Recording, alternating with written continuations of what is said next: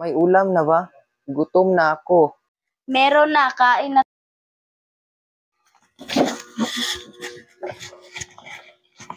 Lagi ka namang busy, Miguel. Para bang wala nang ibang mahalaga sa'yo kundi ang trabaho.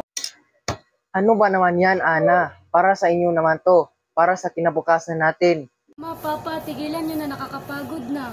Alam mo naman, lagi siyang wala, lagi siyang pagod, pero ang trabaho niya lang ang inaatupag niya. Hindi naman ganoon. Sinisikap ko lang naman na maibigay ang lahat ng pangangailangan nyo.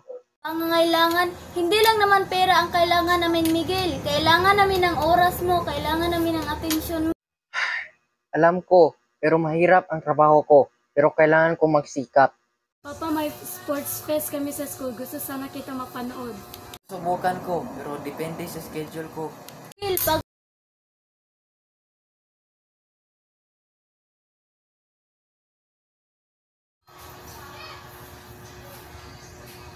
Pasensya na, mali ako. Magbabago na ako. Pangako ko yan.